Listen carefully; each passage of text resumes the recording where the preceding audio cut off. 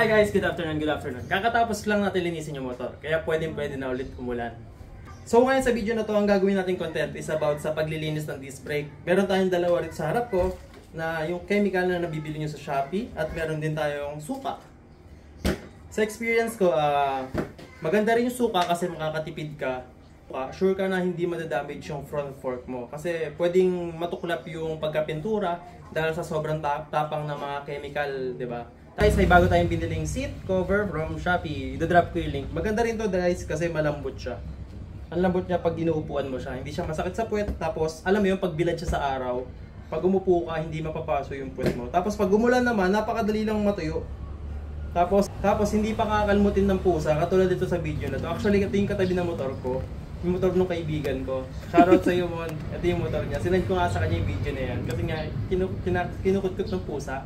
Actually, sa motor ko unang tutulog yan. Ayan, sabay lumipat siya rin sa motor niya. Kaya importante rin talaga may seat cover kayo kung nagpa-park kayo sa labas ng bahay. Pero wag nyo sisipain yung pusa, dahil kuwawa naman yun. Mababait naman yun. So guys, makikita nyo nga pala may mga kalawang na rito sa disc brake natin. Itong suka na to na nakikita nyo, ibababad natin siya rito, bubuhusan natin siya.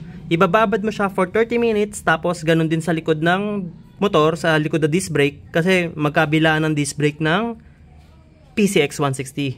Pero medyo mahirap linisin yung sa likod. Gawa nga ng medyo masikip yung pwesto, 'di ba? Ang hirap linisin eh. Medyo tagu siya sa loob, oh. Pagpapasok mo yung kamay mo, ang hirap, 'di ba? So, pero bubuhusan nyo lang din 'yan. Makukuha naman sa tiyagaan 'yan. Bababad natin to for 30 minutes, bubuhusan natin siya ng suka, tapos babalikan natin siya. Pwede kayo gumamit ng suka, ihalo nyo sa baking soda para mas mabilis yung process ng pagtanggal ng kalawang niya. Pero para sa akin, hindi na, kasi hindi naman tayo nagmamadali. Sa bahay lang naman tayo. Ito kasi iniiwasan mo, kaya ayoko gumamit sana ng mga de-chemical na makikita mo sa online store. Kasi kadamihan nandito nagbabakbak eh. Nangangalawang, natatanggal na yung pintura niya. Sabi ng iba, sa ihi daw ng aso, ganyan-ganyan. Yung iba naman kasi sa ulan, kaya ngayon tagulan, diba? Mabenta na naman yung mga car wash. So, maganda tayo na lang din maglinis, diba? Para makatipid. Kasi, papacar wash mo tapos uulan din ulit. Kaya ito, ibababad na natin yung suka. Buhusan lang natin to. Tapos, i-rotate nyo lang yung gulong nyo. Para makuhaan lahat. Magkabilaan yan, ha.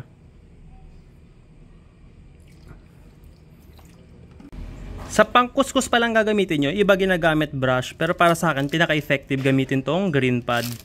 Huwag kayong gagamit ng steel wool, sobrang magagasgas yung disc brake nyo dyan. Ang maganda kasi pag nililinis mo talaga tong disc brake, wala yung dumi niya, yung grease, yung mga alikabok, tsaka yung mga oil. Yung pag-i-squeak niya, yung tunog talaga ng parang ik-ik, yung mga ganon, yung pag, alam niyo na, naririnig nyo naman yun eh. Tsaka para at least alam nyo talagang na-maintain yung linis sa motor. Kasi damay-damay yan eh. Oh. Tatamaan to. So, diba? Once a month, hindi na masama linisin yung disc brake natin. So, itsura niya guys. So, after 30 minutes na nakababad siya, bubuhusan ulit natin siya ng suka bago kuskusin. At tignan nyo yung itsura niya pagkatapos.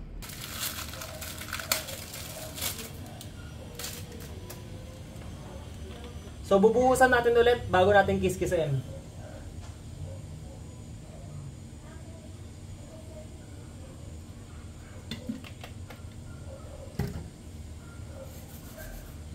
Tanggal agad. Papakita ko sa inyo yung sample. Guys, nakikita niyo yung kalawang na yan, 'di ba? Ayan, nasa ibabaw. Tignan niyo ha.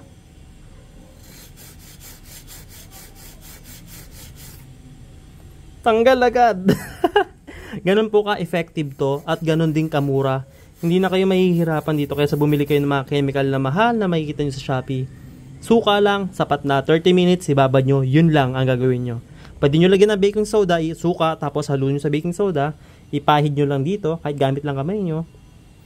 Pero maganda kung may basahan kayo or brush na pwedeng pampahid para hindi madumihan yung kamay ninyo. Tingnan nyo, ang ganda, mukhang bago na. Kung paano yung ginawa nyo sa harap, ganun din yung gagawin nyo sa likod.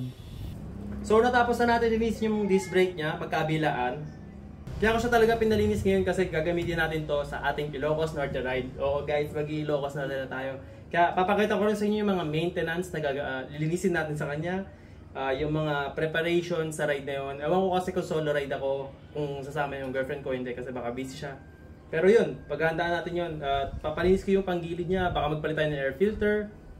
At i-check natin ko sa loob ng CVT natin kung may mga dapat palitan. Sa gulong natin, ito pala, pakita ko lang para sa inyo yung itsura ng V-Star. Ang tinakbo niya na ay nasa 5,000 na. Para sa akin, makapit pa siya, pero tignan niyo yung itsura niya. Ito siya. So guys, ito yung itsura ng ating V-Star. Kita niyo naman, makapal na makapal pa. Makapal pa yung threading niya. 5,000 na rin yung tinakbo nito sa mga nagpapa-update sa akin kasi may mga nagpo-post dun sa vlog natin sa V-Star. Ito po yung itsura niya.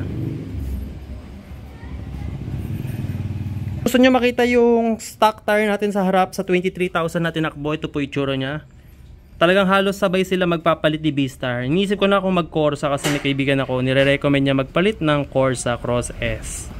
So tingnan natin kung yun or Euro grip kasi gusto ko i-try yung mga different gulong na nasa market para at least 'di ba ma-experience natin, ma-share din natin sa mga content natin. Pero sa V-Star, sa sobrang mura niya, wala rin ako sinabi. Maganda ang quality nun. Pero i-try din natin yung iba. So guys, abangan nyo yung Ilocos Norte ride natin kasi i-share ko rin sa inyo yung itinerary na pupuntahan ko, kung magkano yung budget ko, yung gas consumption niya. Isasama ko lahat yun sa video para if ever gusto nyo magpunta ron, kasama nyo yung grupo nyo, kasama nyo yung family nyo, o solo riding kayo katulad ko. Para yun, sana makatulong din sa inyo. Kaya if nagustuhan nyo yung content for today, please do like, share, and subscribe to my channel. Abangan nyo yung next ride natin and see you soon guys. Thank you very much. Ingat kayo palagi. You got that